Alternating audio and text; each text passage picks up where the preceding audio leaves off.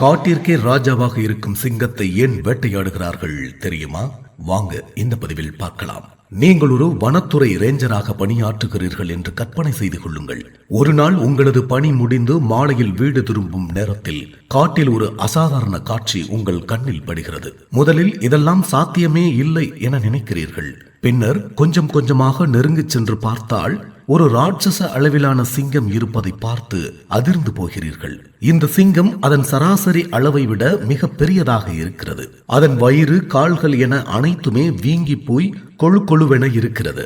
இப்போது நீங்கள் என்ன செய்வீர்கள்? சவானாவின் அடர்ந்த காட்டு பகுதியில் நடந்த உண்மை சம்பவம் தான் இந்த சம்பவம். முதலில் அந்த ராட்சச சிங்கத்தை கண்ட ஜார்ஜ் என்கிற ரேஞ்சர் அதன் உடல்நிலை குறித்து கவலை கொண்டார்.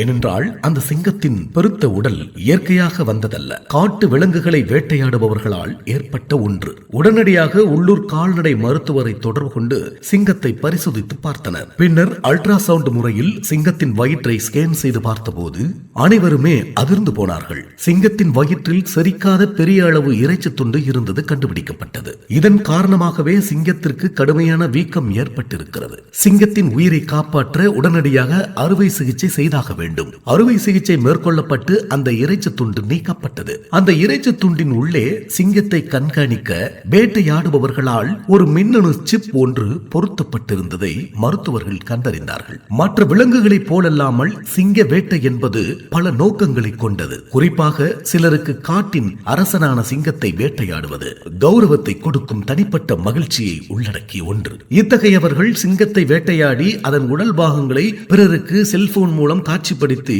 பணம் சம்பாதிக்கின்றனர். மறுபுறம் சிங்கத்தின் உடல் பாகங்கள் பாரம்பரிய மருத்துவத்தில் பயன்படுத்தப்படுகிறது. மேலும் கள்ளச்சந்தையில் சிங்கத்தின் உடல் உறுப்புகள் அதிக லாபத்திற்கு விற்பனையாவதாலும் சட்டவிரோத வனவிலங்கு வர்த்தகத்தில் சிங்கத்தின் எலும்புகள், பற்கள் மற்றும் தோள்கள் உள்ளிட்ட அனைத்துமே கோடிக்கணக்கில் பணம் ஈட்டி தரும் ஒன்றாக இருக்கிறது. இதன் காரணமாகவே சிங்கங்கள் சட்டவிரோதமாக வேட்டையாடப்படுகின்றன.